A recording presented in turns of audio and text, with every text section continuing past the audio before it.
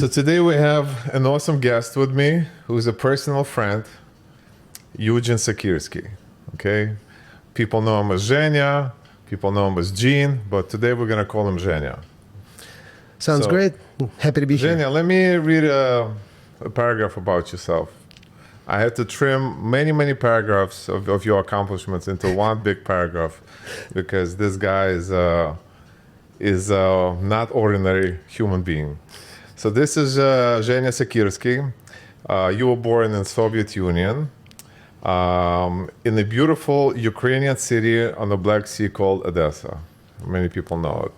And you and your parents immigrated to United States when you were just 11 years old, 6 months before the collapse of Soviet Union. You have studied Wing Chun as well as judo as a child. You've done some wrestling in your high school days. And finally, at 19 years of age, you found out about Jiu Jitsu and eventually receiving your black belt from Joe Capizzi. That's right. You also run a very important project for the Russian-speaking community, which is a festival to showcase local and overseas talent, providing an outlet for folks with artistic and musical talents, as well as a social interaction platform for your community. You happen to be a program manager and a family man. All of these are quite accomplishments, I might say. So again, welcome to the podcast. Let's talk. Thank you for the introduction. I appreciate it. Yeah, a jack of many trades. That's why the laundry list of things. Yeah. I mean, in some things, I feel like I don't have deep enough knowledge because I'm spreading out, right? But well, I'll tell you, we have mutual friends. I have some clients. They know who they are. Who, when they found out that I'm going to be doing this, they said, you got to call Zhenya. Call Zhenya, get him on the podcast. This guy likes to talk. This guy can't talk. And there's some other tricks that you got up your sleeve, which we will try to bring out of you later. But I guess let's start with jiu-jitsu and how you got into it, or who got you into it. so jiu-jitsu, I got lucky the way I see it. It's because I was, as a kid, watching the UFCs, watching Renzo Gracie beat everybody up. I was very excited. I was doing martial arts since a young age, right? So when I was like back in Odessa, I used to do Wing Chun and Tai Chi and all this stuff. I did judo when I was like 10 years old until 11. Then we immigrated and I didn't do anything for a little while. At 14, I did kickboxing and I did this non-traditional karate under Professor Richard Sinclair. There was this iron octopus thing some people know. I studied there. I kind of beefed up and, felt that I'm, in tune with the martial arts world. And then I see Renzo Gracie come in and just destroy across different martial arts systems. And I was like, what is this? Right? And we were all intently watching, all of us people doing martial arts, we're intently watching how things are going to go. We saw him win first, second UFC, then we saw the third UFC where, he got kind of challenged, right? And then he came back. And so we were all very excited. So when I found out that my friend is dating somebody who is training under Renzo Gracie in New York City, I was like, what? Sign me up. That's impossible. I want that. But, it takes time for that kind of thought to grow in your head. And I didn't do anything about it. I just, I was friends with this girl that was dating a guy who was obsessed with jiu-jitsu. So she kept talking about it with me. And of course, I saw Renzo perform in, 94 in World Combat, where he, won everything. And then, he had next year, I think in 95 or 96, he had the fight with Takhtarov where he knocked him out. Yeah. And we were all watching that. So I was like, I can't believe this guy is teaching in New York. The up kick. Right. Laying on the floor. But of course I didn't do anything. I was hanging that up kick. Yeah, I actually went and, I know the guy who was training Takhtarov because I was part of the, Russian community. Yeah. And I know him too. Good man. He is indeed, yeah. And so, at that time, not really jiu-jitsu knowledge, but he had, external, it was all sambo stuff. And so we were all watching with bated breath, thinking that it was going to be a match of grappling essentially, and then Renzo just, Renzo was just being Renzo and saw the opportunity and knocked him out of the park, right? But it wasn't enough for my friend who was dating somebody and going, that's doing jiu-jitsu with Renzo. There was, I befriended this wrestler who was wrestling for NYU. NYU is a Division III wrestling school. It's not like a major wrestling school or anything like that. But I wrestled in high school, but not enough to make it worth the while. To go in college, because you had to be, a pro. You had to spend all your time, like 5 days a week. They trained. I had plans. I had, how I was going to study and become this business person. I went to NYU, Stern, So this guy says, I have a friend coming over, to the wrestling mats here in NYU, and he's going to show me some jiu-jitsu. He trains with Renzo Gracie. And I was like, whoa. And I said, sign me up. I'm going to come and watch this too. I know some judo, and I've been looking at grappling, thinking I know stuff, right? And of course, his friend turned out to be John Danaher. And Danaher was a blue belt then, still had hair and everything. So this was like circa 98, and maybe end of 98 or beginning of 99, maybe January or something. And so John comes over, beats us up, easily, says, let me feel how you feel in the wrestling. And then starts wrestling me. And of course, I'm completely lost. I know nothing. And he talks about some concepts, but obviously after that, I was like, I have to go. Like, this is a second sign, first my friend, then this. And so, 3 weeks later, I show up at Renzo's. This is on 25th Street. So this is before the building with the methadone clinic. This is Peggy's Martial Arts or something. Like, it's a martial arts store. They have fold-out mats. If you're not careful, your leg hits the parquet floor and you're limping afterwards and stuff like that. So it's this narrow space. And, I see Renzo with his huge smile. He meets me, says, hey, it's so nice to meet you. That guy never forgets a name or a face. Like, he met me. After that, he always remembered, right? It's crazy how much of a relationship guy media, he is. Right? So it's not like you were following each other. He kept on seeing your posts. No, it's nothing. He never forgets. He's got this incredible, ability to interact socially and make people feel welcome, just like his smile alone. Exactly. Yeah. And, and of course, like I said, oh, it's such an honor to meet you. I saw you, in the fight with Takhtarov. I thought you were awesome. He's like, you were rooting for Takhtarov, weren't you? And I was like, well, yeah, sort of. He speaks the same language as I do, but, I'm totally a fan of your, technical prowess. And, I'm excited to try out and stuff. So that's kind of how my career started. And I spent 6 years there before I started. I was still in college, right? But then I started traveling for work after 6 years at Renzo's. And I only, I was only showing up twice a week because I had 2 jobs. College, I could only afford twice a week. It was a whopping $140 a month. Huge. Other schools, like you go to martial arts schools, like 70 or 80 bucks at that time, right? Renzo's was 140, and then if you pay unlimited, it was like 220, which is similar to some of the prices you could pay even now. So for sure, city prices are 250 and up now, but right, 220 is a lot. For I know, and everybody there was paying the 220, showing up every day, and I was coming in for my 2 days a week. And of course, I was talented, and young. I was like the youngest guy in the gym, right? I was 19. Everybody else was older, right? And everybody else, we're talking like, Matt Serra's in the gym, Nick Serra is in the gym, Ricardo Almeida is the only other black belt, right? Sean Williams is still I can't remember if he was a blue belt or a purple belt at the time, but Matt Serra was, I think, a brown when I joined, and he just won worlds, and then he shortly became, after that, a black belt. So, but it felt great. It was very different from all the other places I've went to and done martial arts. Everything was always super formal, lots of respect, and all this. Like, you come to Renzo's, and there's nothing like that. Everybody shoots the shit, talks like they're just, hanging out. Mm-hmm. He tells stories.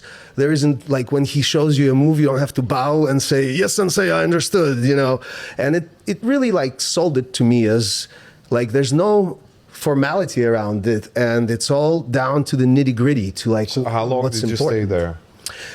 I would say 6 years. I saw it through. We moved from the martial arts store to 37th Street above the methadone clinic. Right. And then we moved again to 30th Street to the basement. And after that, I started traveling for work. So like it was probably like 2004, I want to say, that I started, 2005, started traveling for work. So I had a good 6 years.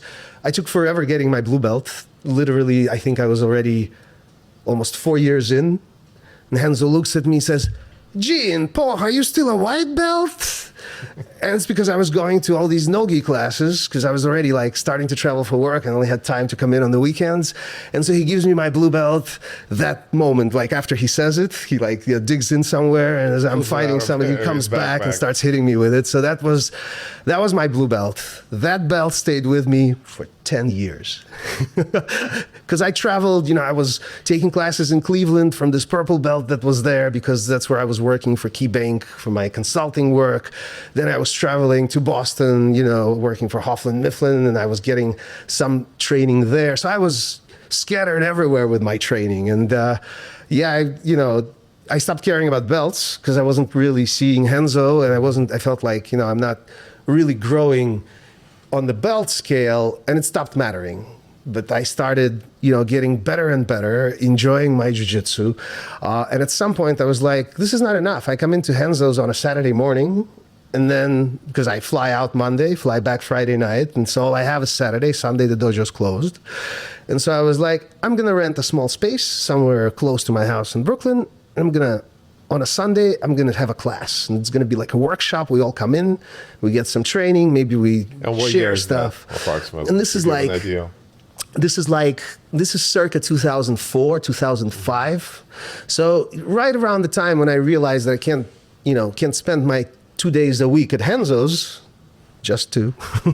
I'm like, I'm going to have another day. It'll be Saturday and Sunday, and then I'll travel. Maybe while I'm traveling, I'll have an extra day somewhere out there in local gyms. And I started this project locally, and a bunch of people showed up, and nobody knew any jiu-jitsu. I thought it was going to be all these people who live in Brooklyn and travel to the city to Renzo's, and now they're going to have an extra day to train. And yeah, like one of my buddies showed up who was training with me, and then another one showed up. But they all were like more junior than I am with knowledge, and so they all really wanted guidance. And so as a blue belt, I started teaching. And frankly, in 2004, that was okay, right? It was still okay to be teaching and have a blue belt. It's kind of weird, but I wasn't like teaching, but I was like, yeah, you guys, you should go to Renzo's, I was always saying.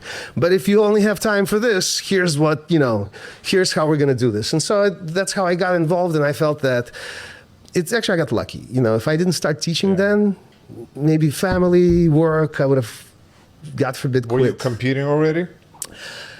I know you did compete. So. I competed a little bit. So I competed a couple of times as a white belt, mostly, winning a couple of matches here, losing a couple of matches there. I wasn't really wasn't a great competitor, I felt. Then I took a break while I was doing all this traveling, and I was this blue belt. Here I was teaching in Cleveland. I was taking a class. So I was all over the place, and there was no time really to compete. My next time that I competed after like initial white belt, I went to a couple of competitions. I went to Naga.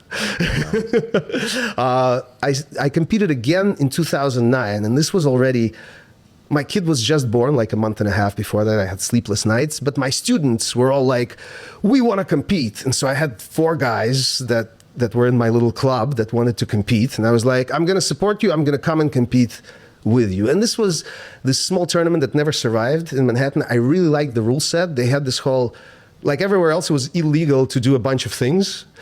In this tournament, everything was legal, but for cranks and heel hooks, you had to say the word catch after you are about to to squeeze your hold.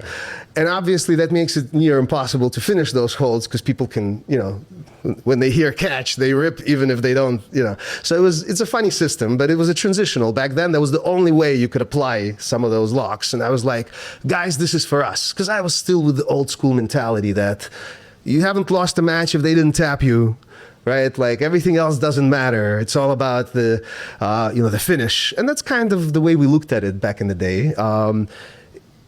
you know, and Tenzo was very positional. He was always very positional. He was always talking about position. So his, you know, driving home that it's about the finishes was okay because he was still teaching positional advancement. So it wasn't like everybody was running after finishes disregarding position like you would in like Sambo or something, right? So we had this strong bond with the idea, and so we all went to the tournament. You know, some of my guys won first place in there. I was in the advanced division, but I wasn't really equipped to deal with it. So after my first 2 fights that I quickly submitted guys, it was an interesting system. If you don't submit, it's 0-0. If you submit, you get 1 and your opponent gets -1. And so because I won the first 2 fights, I was at 2-0 and a lot of guys were not. So I was like up towards first place. And then I fought this Brazilian guy who was, I think, a purple belt. And I was already tired from my first 2 matches, as tired as I ever have been, right? And so he just outscored me all over the place, was more technical. You know, I lost that match, but I was still, like, my 2 points were still the second highest across the board. And so I had to fight this guy for 3rd place. And all I had to do was just not tap, right? Not get submitted. And then I'd get my 3rd place. And this guy, he was a Danaher student, actually. I haven't seen Danaher in forever at that point in 2009. I was consistently training at Renzo's until like 2005, and then afterwards it was very spotty. So 2009, I'm in this tournament, I'm fighting for 3rd place with a guy who has a stub for a hand. Oh, wow. Yeah, so he's got, so like, you can't take an underhook on him because his hand ends here. Yeah.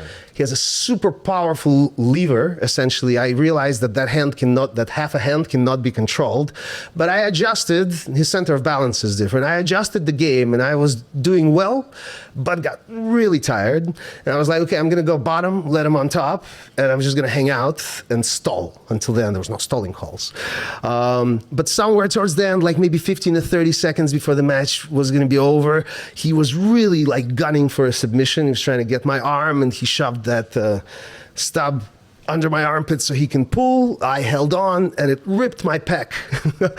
And I tapped because it was really painful. It wasn't an arm lock and I didn't even realize the pec ripped.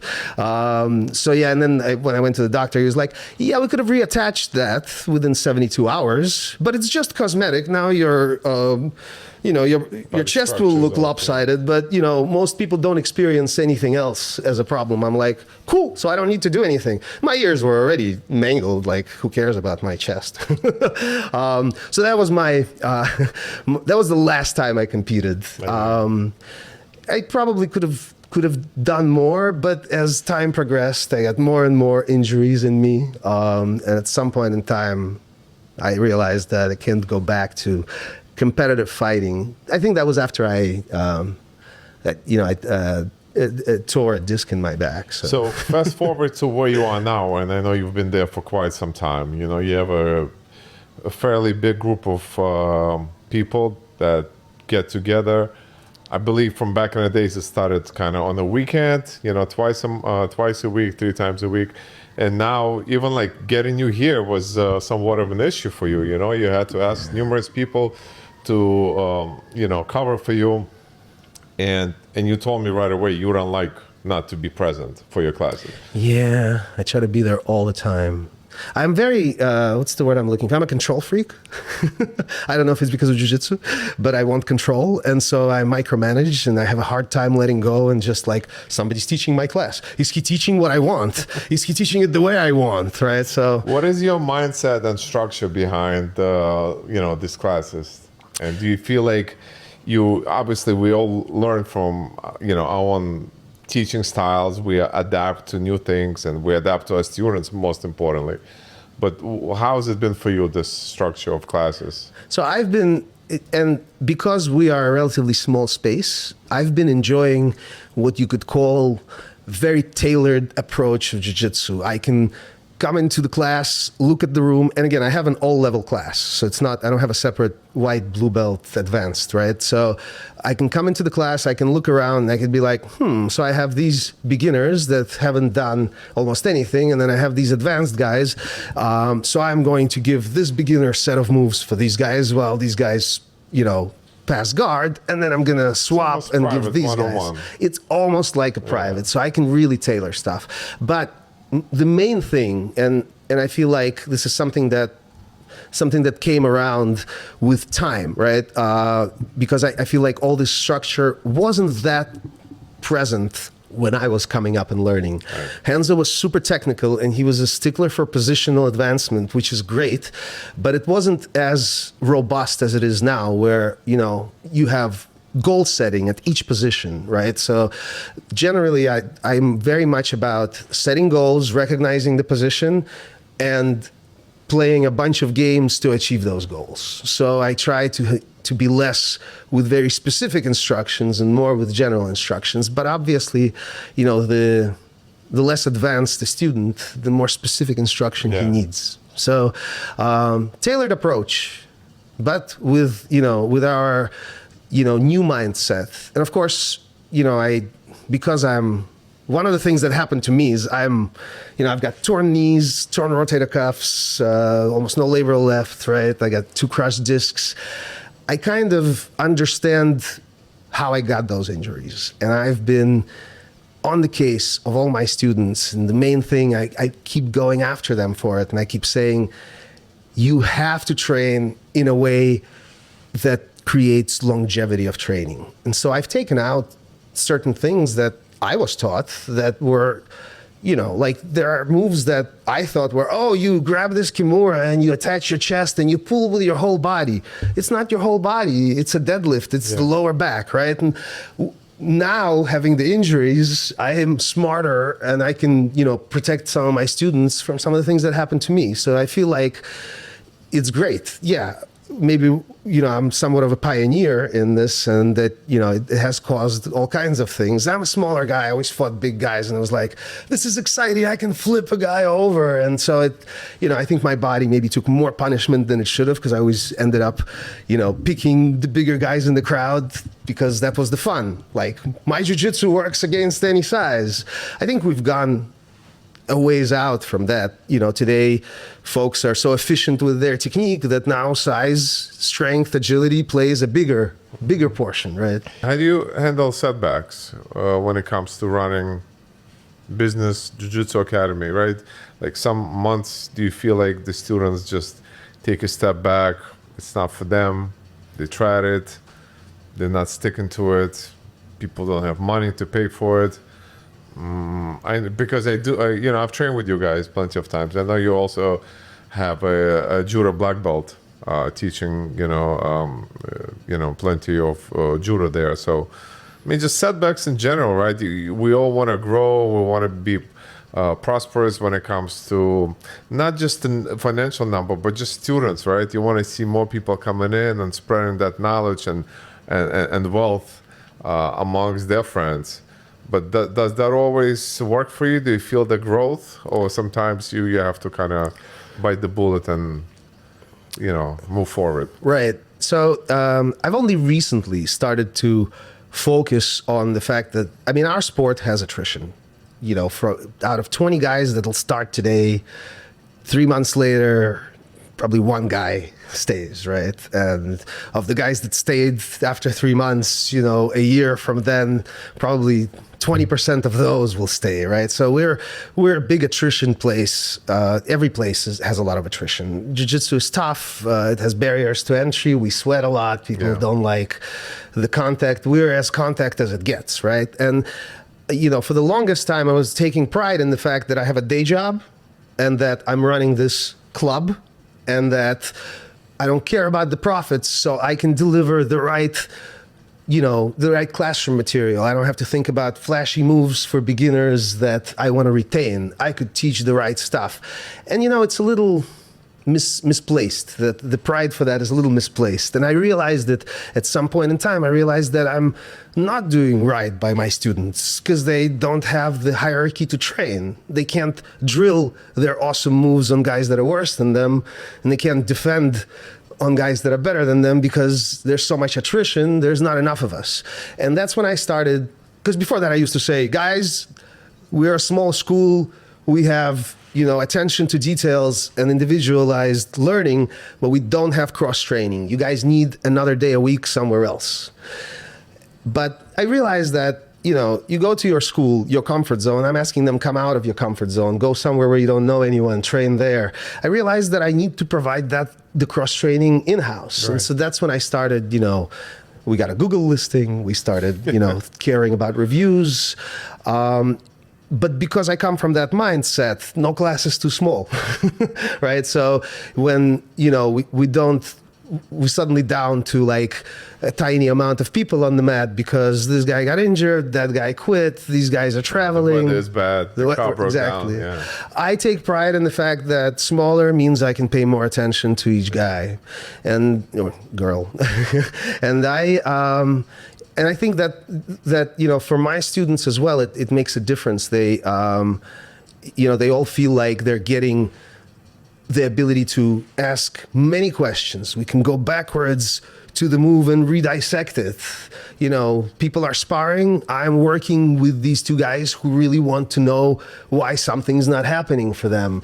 And it's very rewarding when, things are not working and you dedicate the time and then they start to work. In fact, I feel like I have less pride for the guys that are super talented and they're moving up quickly versus the guys that had no talent, no physique, that spent the first 3 years getting the mats wiped with them, right? Just, no chance of winning. And then suddenly things start to click. They have to work much more technical than these talented guys. And in the end, they end up having pristine technique. And I'm much more proud of their achievement, even though it took longer. But I feel like that is the learning process more so.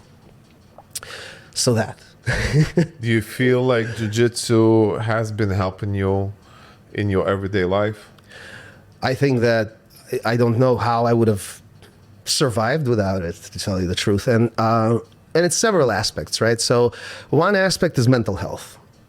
I feel like, and I've lived through a divorce, even though I thought that, I can only marry once. This is forever, right? And so I got really depressed when I realized that, it's not forever and this isn't going to work. And if not for jiu-jitsu in my life to help me focus on things where I feel like I'm important, I'm not failing, I'm helping people, I think that mindset is very important. I mean, obviously that and, my kids help me out, from those spots. But I recognize jiu-jitsu a huge element for me in terms of mental health, the ability to process. People say that you have to train to meditate. Meditation is all about not thinking about anything, like clearing your head. Well, guess what? When I'm on the mat, nothing else exists. I'm not thinking about my last fight with my wife, that my kid is not paying attention to me, that, I have issues at work, that I have trouble sleeping at night. Everything goes away. My mind is clear and all that's on it is my jiu-jitsu. And in a way, that's real meditation. That's just as hard to clear your mind of all that stuff as it would be in a meditation session thinking of nothing. Instead, I'm not thinking of nothing. I'm using my jiu-jitsu to really, clear my head, rebalance. And after I come out of there, I'm back to my life and I can take on anything. And I take on a lot of stuff. Yeah. And so that's one aspect. There's just one aspect is the mental health. And I think it's a salient point that many people don't realize they have with jiu-jitsu. You don't think about it that way, but it's super meditative. Every time you go on the mats, you leave everything behind. There's nothing but you and your opponents or your students, but there's nothing but the love of the sport. And that's very cool, very empowering. But also it's also something that has helped me execute and not back down in front of failure, to push forward when it seems like the task is impossible. Because jiu-jitsu is all about breaking bigger things down into smaller steps, having small goals to achieve at every step, being able to look at a problem and realize that you can't solve a problem unless you start trying to, stick different tools into it and take it apart. Right. And that's what jiu-jitsu is. It's all about practical application. Sure, there's super technical knowledge and things that you have to, understand. It's really a big mind sport. You know, you don't see people at the highest level who can't catalog, compartmentalize, and structure their understanding of, and there's so much detail in every position, right? So it really teaches you to take a problem and to break it down and dissect it and to find the right tools to solve it. Because what happens when you meet a new opponent in jiu-jitsu?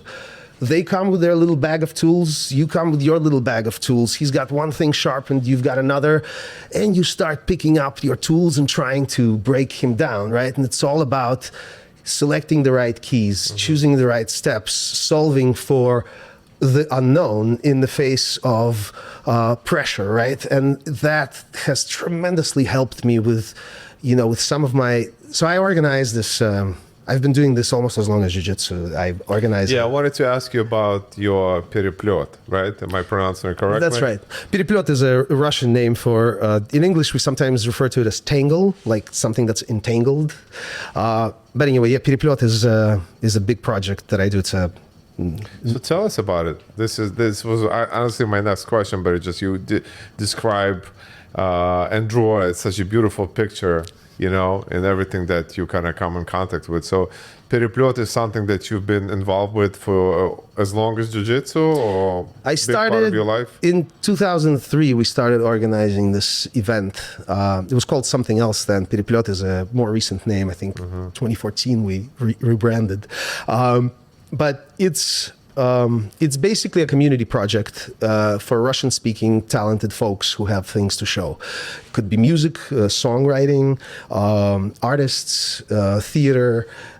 Even though we're predominantly a music festival, I started by showcasing musical talent and songwriters.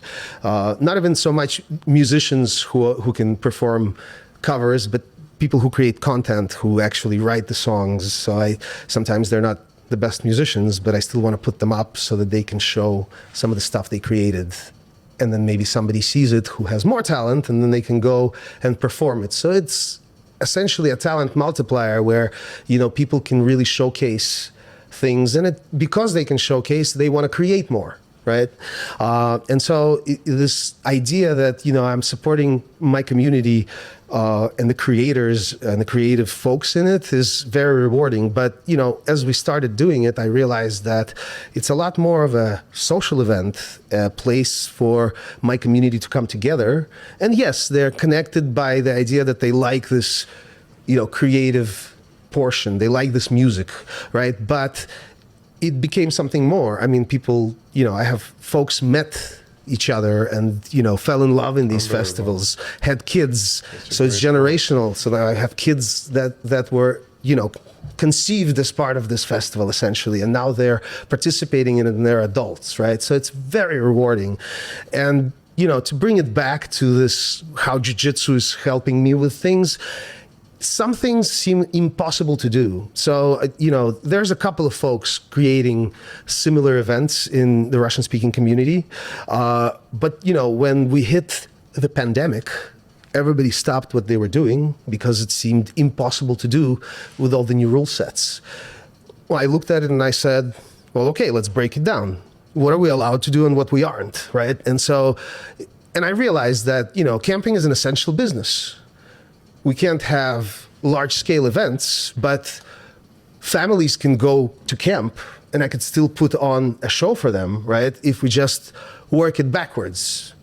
If the campground is the one that, offers the experience to families, and now it makes sense. So we pivoted, and obviously, we fulfilled all the,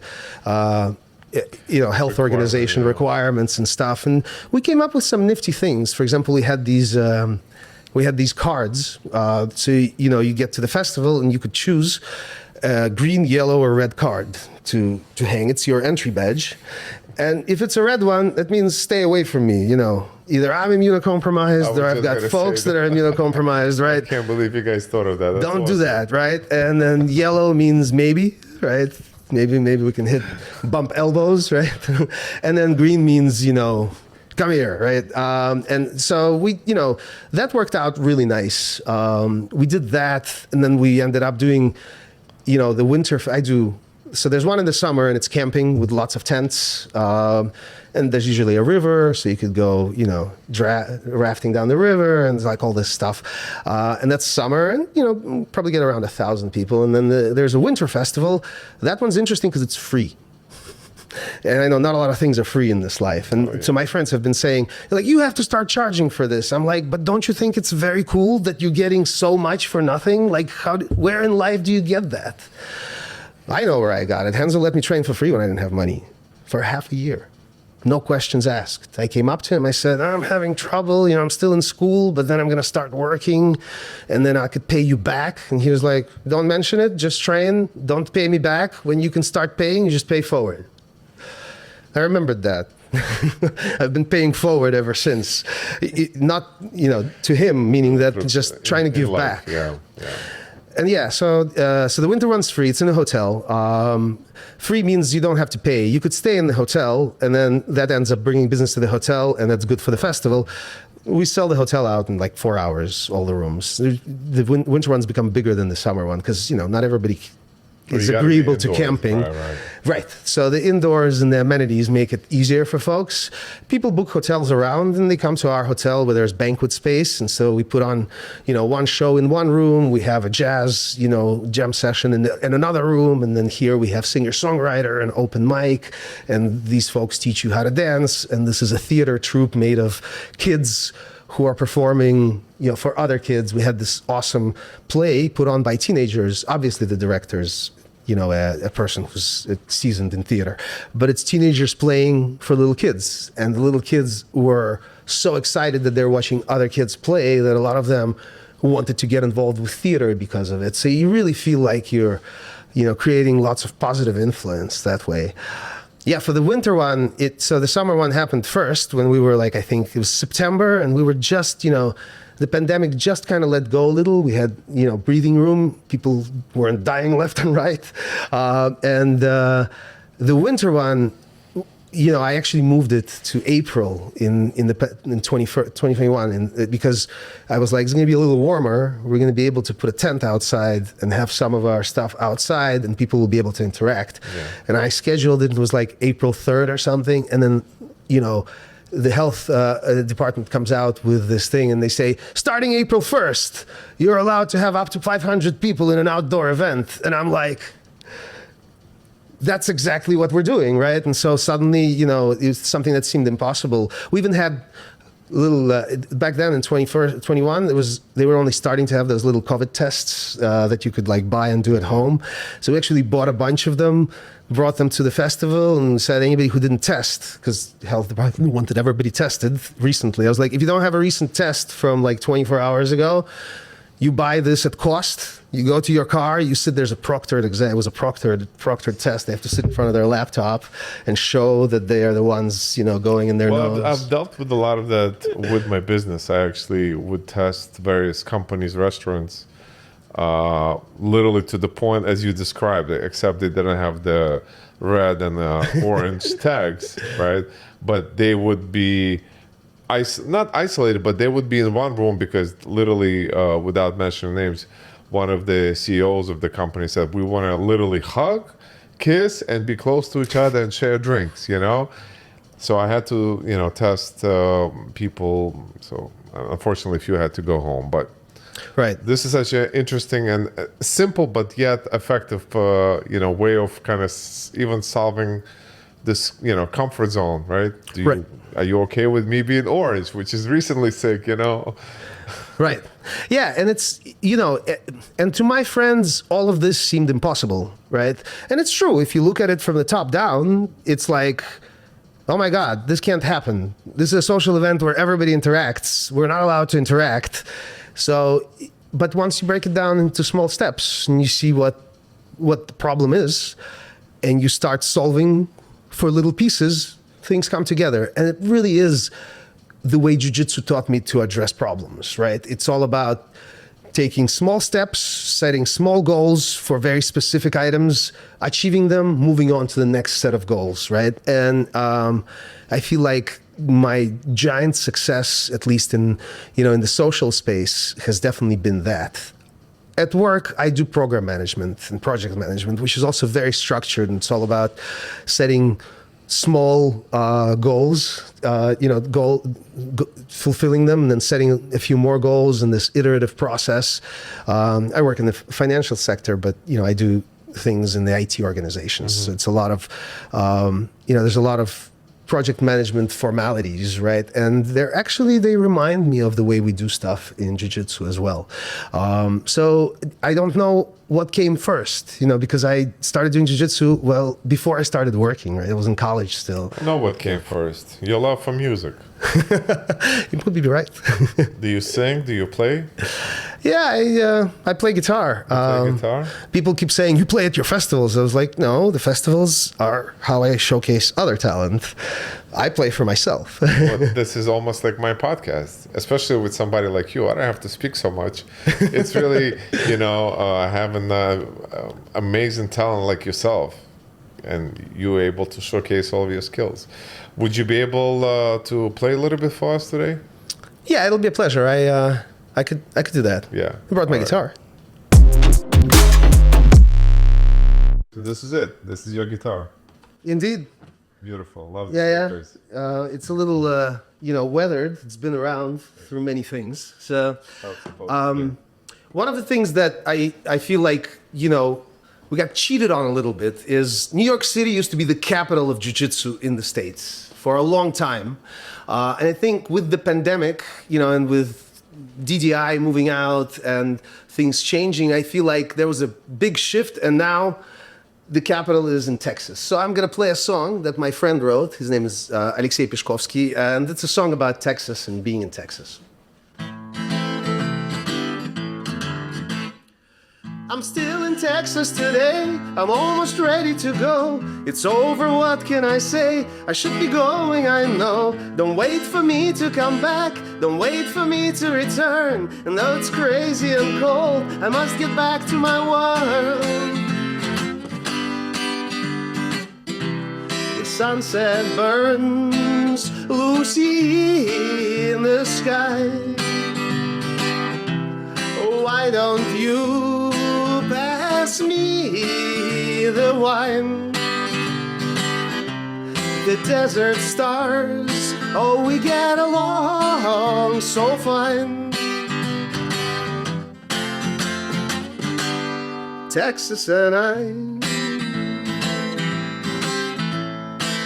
In Memphis I'ma get drunk, let music dance with my soul. Musicians, hookers and bums will bleed me out of my dough. Don't wait for me to come back, don't wait for me to return. And I'll disappoint you, my friends, tonight I've got other plans. I watch them dance to the blues, so why not? Oh, why don't I take another shot? The city lights, so we get along so fine. Whiskey and I. Woo! Beautiful. Love it. You have such a charisma when you sing. Yeah, and a very loud voice. Everybody runs away from the house when I practice. Beautiful song. Thank you. Your friend who wrote it, and obviously the performer himself. Thank you. I think my friend does a better job, but hopefully when he sees this, he'll be like, you didn't misrepresent me. Yeah, we're gonna give him credit. That's beautiful. So this is what it's all about. Your Переплёт. It's bringing new talent, right? Repeat singers, repeat performers.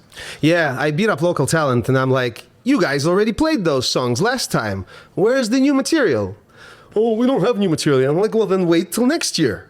I want to make sure that they have incentive to write and incentive to create. So I keep everybody on their toes. And I bring in talent from overseas that, have a different standard, essentially, of how they have to do stuff. So I always bring some professionals to kind of level the playing field and show how it works, right? It's not just us locals and we're here and we think we're so awesome. No, we always compare ourselves to, to some of the professionals that are out there, and, we make sure that it's up to par, essentially. Look how his energy is resonating. You finish singing and this energy coming from you, Zhenya, like I feel your heart is beating twice as fast because you finish playing and you want to continue riding that wave while you're talking.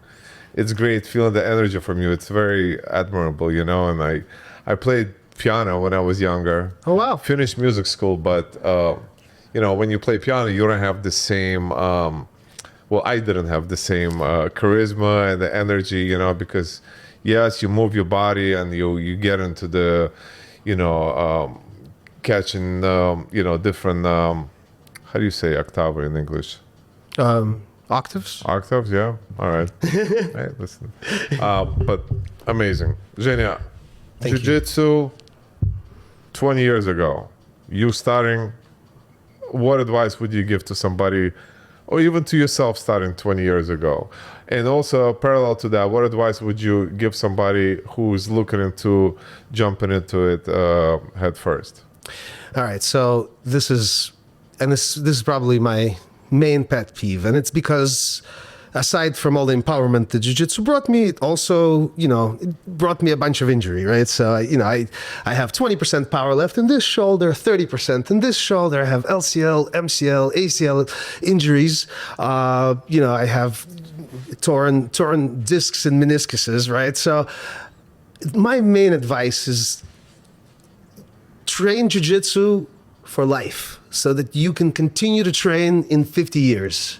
It's my biggest fear today that, one of my injuries will grow so deep that I will not be able to come back to the mats and train. And that's what, Very true. 7 years ago, that's what I was told by a doctor. He was like, you're done. He's like, that disc in your lower back, you cannot train with that disc. You're wrestling, dude. You're always going to be ripping on it. And I was like, thank you for your opinion, but you might have as well told me to cut a leg off or lose a limb, right? That's not gonna happen. I can't lose jiu-jitsu. And so I started adapting and changing and really paying attention to what's hurting my back and what isn't. And I devised a system where I am comfortable on the mats every day, and I don't re-injure mostly. But the advice I would give is to not be like me, not to start worrying about it after your doctor tells you, no more, dude, you're done. Sure, I can't compete anymore.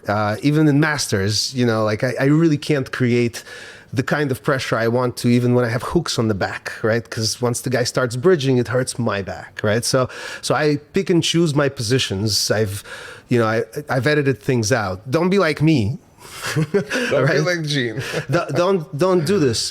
When you see something, some kind of practice is causing even a minor injury, think about it. See what's happening. When do you hurt yourself? Cut those practices out. When you're 20 years old, you feel bulletproof. Nothing can hurt you. You can go on forever. And that's how I felt. And so when something wasn't working, just muscle a little harder, right? Yeah. And then your labral rips, right?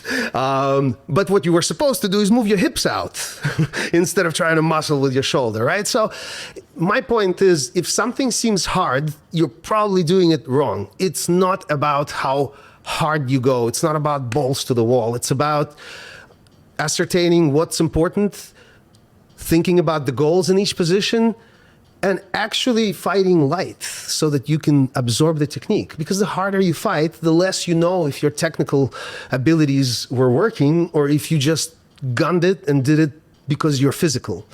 Everybody's physical at this point, at the highest level, but they're all super technical. They all came up from that. And you're going to be a better jiu-jitsu player and you're going to have the longevity of training, which I promise after 40, you're going to be like, I should have taken better care of myself. And that's the advice I would beat myself over the head with, my young self. Focus on your technique. Don't fight hard sparring. I know that's what you want. I always want to take on the biggest guys so I can flip them over. I was good with butterfly sweeps, right? Yeah. It's not about that. It's about executing right. It's about honing all the details. Because even when you think you have perfect technique, there's definitely improvement. And the more your understanding of jiu-jitsu grows, the easier it is for you to see those improvement areas. But not if you're gung-ho, you know, muscle first, I must win. Don't win at practice. Practice at practice, right? So that's the advice. Wow. I'm in total agreement with you on that.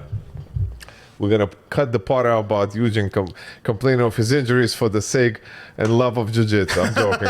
You know how they say that, jiu-jitsu is a gentle art. I mean, unfortunately, you know, or fortunately for some of us, those who realize the potential of what their body could do, we come to that realization early enough where we're like, all right, you know, adopt, Right. you know, change your thing or two in your game and just like play to play, like you said, right? Exactly. Yeah. Playful is great. I love being playful, you know, because this allows and draws lower belts, females who sometimes are afraid to roll with the big guys, you know, everybody, you know, and you want to be that guy that people say, you know, I enjoyed rolling with Zhenya. He was fun. It was a fun roll, you know. But that realization doesn't come to everybody, and sometimes, unfortunately, you know, our ego takes over. For sure. And, you know, it's interesting, but, you know, the idea of playing, not you know, fighting to win, but playing to play, it coincides very much with, like, you know, the Buddhist mentality, right? Where, you know, in Buddhism, you're supposed to be at all times like a child, engaged, playing, trying new things, experimenting with life. Engagement is, and dynamics is life itself, and everything static stuff where you stick to a routine, go back to your tried and tested moves, that's not life, that's death. That's static skill, right? It's all about dynamics and it's all about playing. And you should always be playing and you should always be coming up with new ways to interact, new explorations. Jiu-jitsu allows for infinite exploration. Why would you stick to your favorite game and nothing else when you're on the mats and able to try everything? That's kind of the ticket. As soon as you feel like you're going back to your safety space, challenge yourself. Think about what this is about. This isn't about the safe space. This is about the unsafe, the unexplored, the exciting, right? That's what you have to do, to play. Beautiful. Let's switch to one of my favorite topics, blitz questions. Let's go with simple one. I always start off with a few stretches, you know. Coffee or tea, Zhenya? Oh, coffee. Coffee. Cat or a dog? Well, that's really hard. Cat. Yeah? It's hard because I've always had a dog and a cat as growing up, so I love both. But yeah, cats. I like their independence. One item to take with you on a deserted island? My guitar. Keeps me... That's a given. It keeps me happy, even if nobody's listening. It's so funny with this one. A lot of people answer like a tool. It's almost like what's part of them, right? I would think that the answers would be like, you know, knife, a gun, some kind of object that you can defend yourself with. But, you know, like I'll stop this blitz questions for a second and stay on this topic for a second or two. It's crazy how jiu-jitsu and tools that we possess that makes us happy or make us feel comfortable or sane is really the item you want to take with you for the rest of your life and live with. Right. Yeah, interesting. Yeah, I didn't think about survival. I figured one item is not going to help me survive. I need an item that's going to help me live. Yeah. Well, when I put this question together, I was thinking of survival. Right. I didn't for a second. Yeah, but you didn't think the way I raised the question, and I would not think that the way you would answer a question is opposite of how I put it together. Yeah, maybe I could have said Swiss Army knife. I would have been able to, like, you know, do stuff with it. No miss morning ritual. What's that? Something that you don't miss your morning without doing. Oh, that's easy. I drink my coffee. And coffee works with my personality. It's a big up and then there's a drop, whereas tea slowly drags you across the day. Gi or no gi? Nogi. I knew that. Favorite sub? Oh, guillotine. Armin guillotine. Toughest roll you ever had? The toughest roll I ever had. Wow. Probably that fight, that third fight in that tournament in 2009 with that Brazilian kid who I felt that I should have had. That was... You feel like it left a big mark on your game, and Yeah, I pushed very hard. I gave it, like I was already very tired. I gave it everything I had. And he was just in better shape. Like, and he was running circles around me. And I was, I had my students there. I felt that, I have to represent for them. And I worked harder than I ever worked in that match. And then afterwards I was spent. And 3 minutes after that, they said, "You have a third place fight now." So I remember that feeling and thinking, no, I'm just gonna sit here and give up, right? And then I was like, no, I have to fight for this third place. So it was that fight. I don't remember what the kid's name was, but that was the tough fight. I had a match like that at sub only. I hate switching back and forth because, blitz questions should be in and out. But, the topic is interesting. And I had a submission match that lasted 25 minutes. Wow. 20 minutes, and then it went into overtime, and it was the standard back take, mount, you escape, you switch. Yeah, you go circles. And then after winning that,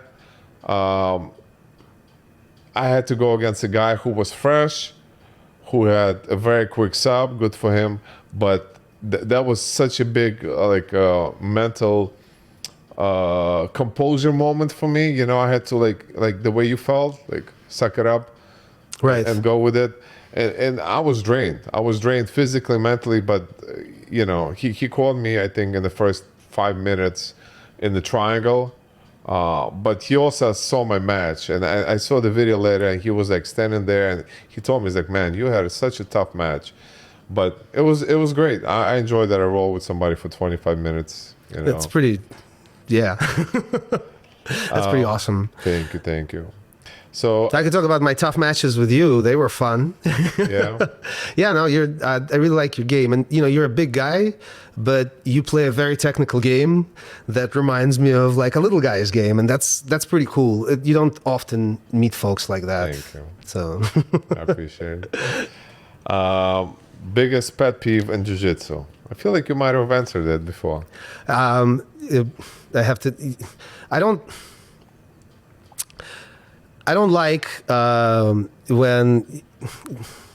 Is it my biggest pet peeve? I was going to say that I don't like when people muscle stuff, when they have complete disregard for the carefully crafted technique that is jiu-jitsu. I really, and what bothers me is that sometimes those guys do well. Like they could really like beat some of the guys who are more technical and have more details, and it really makes me grind my teeth. And You appreciate technique over power. I do. And I hate to say it, but I think that with, the world of jiu-jitsu going towards no-gi more, and I said that no-gi is my favorite, but it's not because it's more agile. It's just because I like I like the uninhibitedness of it in terms of gripping, right? So I like that the grips have to be super robust to work, right? So, but with us going to, a more no-gi setting, no-gi pays more these days, right? And there's more tournaments and they're considered more exciting to watch. I feel like we're all kind of leaning towards, I call it the dark ages in jiu-jitsu, not the Renaissance, right? Because it's not about technique, it's about being, super athletes. And so all these young folks, they're super technical too, obviously. But it's, it's this game where it's like, who's put in more hours to be more agile, who can last, who can, attrition somebody to make mistakes. So it's become much more physical. And I believe that that's good. It's all cyclical, right? I think that eventually, when all these young folks that have now entered the sport at age 3 and are winning worlds at age 18 or 19, they're all going to blow over. There's going to be, all the talent is going to be super agile, and then technique is going to come back as the top priority again. So, I love it. Most underrated technique? Most underrated? Interesting. Yeah, you're inclined to go to your favorite techniques. But what do you think really works, but a lot of people don't utilize? That's right. what I'm trying to ask. You know, that's not a blitz question. That's a tough question that somebody needs to think strategically about. Like, for example, for a while, you know, an ankle lock was considered, you know, something silly that nobody taps to. And then, you know, the Aoki system of ankle locking changed the world, right? And it went from the most underappreciated move to the most accomplished move that everybody puts on. So I have an arm and guillotine from top half guard. I finish on it a lot. It's not typical. I think it's very underappreciated. It's hard to teach. It has a lot of sensitivity.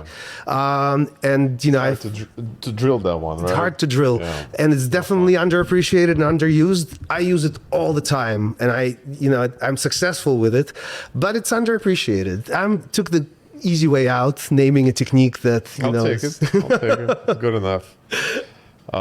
Heel hooks, love or hate? I love them. I'm not a big heel hook practitioner. I'm afraid of, you know, teaching it too extensively so my students don't injure each other. But I think that it's a game-changing, super important item that, you know, that eventually, at first when, you know, the system came around of how, you know, to apply and finish successfully heel hooks, it revolutionized the sport and made it all about the legs. It almost made it non-positional. People would fall back for stuff, abandoning position. But eventually, everybody became good at defending them. And suddenly now the leg locks are not the prime subject anymore. It's the positional advancement. Folks, you know, afraid of the leg locks, go to defend and lose position. And I think it's wonderful. I think that that's what you need to, you know, to really advance the sport. You can't be afraid of stuff because it's dangerous. You have to study it and defend it so that you can grow. In the end, everything is about positional advancement anyway. And I think that heel hooks, if anything, showed us that even though it looked like they're super non-positional, in the end, it's the folks that treat them as positional advancements that are getting good bite and that are able to use it. So that's my opinion on it. Best advice to a white belt? Best advice to a white belt. I would say nobody is going to look out for your training career. You have to do it yourself. Doesn't matter what your teacher is giving in the curriculum. The curriculum is an average thing for everyone, right? That kind of fits everyone. If you don't go and make a study out of things that work for you, out of things that you enjoy, if you don't go and make it an independent study where you go and you review things outside of your class and you come back to test them and you become this master at this one thing, right? Even as a white belt. That's my advice. Don't leave your development up to your teacher. You are the only person that can drive your development. And ultimately, a good teacher will teach you to think for yourself and to explore. But that's going to happen much later. But if you're starting today as a white belt and you start applying those practices, doing the research, again, coming back to the gym so that you have oversight from somebody who knows what's up. So you're not practicing silly moves or fake moves that you saw that don't work. Students come back to me and say, Gene, I saw this. What do you think about it? And I'm like, well, that's kind of flashy, but I'm afraid that it's so long-winded to set up, you're never going to be able to use it, right? So you still need the guidance, but you should be asking your own questions. No matter how hard I watch somebody roll, I can find holes and fix them. But when they analyze their game and they come back to me and they're like, Gene, every time I do this, I get taken apart like this. What am I doing wrong? When I answer a question like that, I better that person's game right away because they're asking a relevant question on a repeat scenario that I couldn't possibly, because, you know, I'm watching a whole class roll. I couldn't possibly see those patterns as well as they can see it themselves. So the advice to a white belt is be your own coach. Analyze what's happening. Don't just leave it up to the guy in charge. My advice to a white belt or to anybody is be your own hero. Wow, really? Yeah. So you and I are aligned. Zhenya, your walkout song to Super Fight. Oh, the Eye of the Tiger. Classic. One rule in Jiu-Jitsu you would change. Okay. So I think that sitting guard has gotten a lot of negative publicity. People talk about the fact that it's a disgrace to the game. And there are competitions where you have this whole game to game the rules so you can sit guard properly. I think it's silly. I think that if you want to sit guard, you should be allowed to sit guard. You're already conceding top position. That should be punishment enough. The rest is how you play. So, and this is a very unpopular opinion. Nobody likes it. Today we're all about you should learn to wrestle so you can win the stand-up. And I agree, you should. But if I want to sit guard strategically or tactically for this fight, I shouldn't be penalized for it. I'm taking a seat. He's got top position. I'm conceding it. So that's the unpopular opinion. Two more. Favorite post-training meal? Favorite post-training meal? I know the answer to that. Kefir. And for American folks, you don't always know what it is. Kefir is a milk product that actually has almost no lactose in it. It's fermented. It's kind of like yogurt, but better. And it has lots of active cultures, and it helps your gut health. And I swear that when I drink kefir, I have faster recovery. And so after practice, a cup of kefir every time. Historical figure you would want to roll with? Oh. I feel like it's a Fight Club question when he got asked and he says, who would you fight? And he says, Gandhi. Historical, I would want to roll with, I would want to roll with Helio. I would want to see how his old school jiu-jitsu is. And God forbid I discover that it's not up to par. I would never beat him. but I would be interested to see how it stacks up. How I still am convinced that they had the sensitivity and the deep knowledge to be very successful. I hear people saying, oh, those old black belts, they're maximum, like, you will be able to fight a purple belt or something. I don't believe that, but I would love to check it out. Yeah. It would be fun. Me too. Zhenya, you recognize any of these people? And if you don't, you don't. There's plenty of people that we don't know or don't run into every day, but I've never rolled with them, but I feel like maybe I've read some bios for some of these guys because I looked at.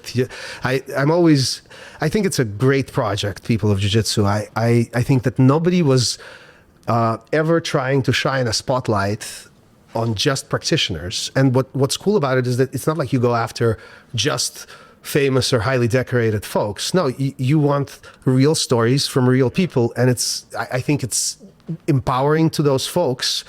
And to the rest of us, it really builds a sense of community. So while not knowing specifically these faces, I know I've read his bio under the picture, right? And I know I've read her bio, right? And so I think that this is something that maybe should have happened earlier, right? So I'm glad you filled that niche that we didn't know we're missing. Yeah. Very exciting project. Thank I also really like my picture. All of the women in my family said that I look super hot. And I don't know what filters you used because I don't look like myself, but I love it. You have a strong jawline. We just popped your eyes and you're smart. You're a handsome man. I knew it was gonna. I mean, when I take a picture, I know right away. If the person is, not even confident, but if they have some gray hair and they just welcoming the idea, picture is gonna come out great because it makes my job easier as an artist to. I don't really use filters. I use specific type of, almost like a finish. I want to enhance some of the picture features. So, if I know. That you almost allow me to be my own boss at it. That's why Max had a, the guy sitting right next to you, he's got a band-aid on his face, right? I think that's awesome. Yeah. Lots of character there. I don't remember. He's my training partner for many years. I'm one of my first training partners. Out of all these people, I literally rolled with every single person except Eduardo Telles. Okay? But every single person on this page, we actually just talked about him at a previous podcast, Dan Covell. But I know every single person. And I'm never afraid to say I'm honored and blessed to know these people and train with them and compete with some of them. But Zhenya, ultimately, this was such a fun time for me to listen to you. I was blown away with your singing. I mean, you talk so well and generously, allowing all of your knowledge to be spread. But the singing part was just like something. I knew you sing and I listened to you sing, but to hear you sing in person was a very personal experience for me. Thank you. I actually brought a couple of things that I wanted to gift you, so maybe this is a good time to do it. I appreciate the compliments. I'm like trying to kind of give back somehow. I really love singing, so I like when people tell me I sing well. So anyway, so I brought a couple of things. It's some memorabilia. Let me grab something. Go ahead.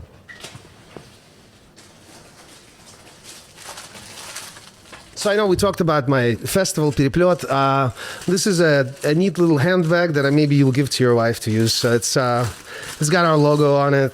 It's got little gestures, and it's like a bag that fits into this little square. Oh wow! You could, Thank you so much. I don't know if you're gonna use it, but it's kind of stylish. Thank you. And then I got one more funny thing. So I get that. Cool beans. One more thing I've got for you, and this. So this is probably not that useful of an item, but I thought it's kind of cool and indicative of an era almost. And as I said, I managed to run all my festivals even through the pandemic. And so, of course, we created some neat masks during the pandemic. And so I wanted to give you this mask. So it has, the Переплёт wording on top, and then on the bottom it says Memento Mori, which is Latin for remember death. And it sounds morbid, but really what it means is seize the day, right? It's carpe diem, right? It's the idea that we all are mortal and we should be using our time wisely. Yeah. Of course, it helps that it's a mask and it talks about death and it keeps people away. It also reminds me of a movie. You know which one? Memento Mori. That's right. Memento, right? Yeah. Memento Mori. You remember what movie it's from? I think it's Brilliantova Ruka. Ah, yes, that's right. It's a Russian film, obviously. Yeah. But everybody, I feel like Russian speakers all know Memento Mori. It's a great movie regardless. That's right. Thank you. Zhenya, thank you for being here. I mean, honestly, I'm very pleased that I got you in the early stage of my development as far as this branding, a separate brand, so to speak, of people of Jiu-Jitsu, this podcast. And, people like you only set the bar and the standard very high for everybody else who's going to come in. But also, I'm sitting here, I'm just, I'm a student, doing this, from kind of the scratch. But I'm learning so much. This is a very positive outcome for me, no matter what. So, of course, thank you for being here. And any final words? Thank you so much for having me. I think this is a very exciting project, and to me, it's like an obvious extension of your People of Jiu-Jitsu brand. And I'm just glad that you thought of me and that I was here essentially on the ground floor. I'm always going to support it, and I think that you do great things for Jiu-Jitsu because you love Jiu-Jitsu, and you could see the love for Jiu-Jitsu in everything you do. And thank you for that. Thank you, Zhenya.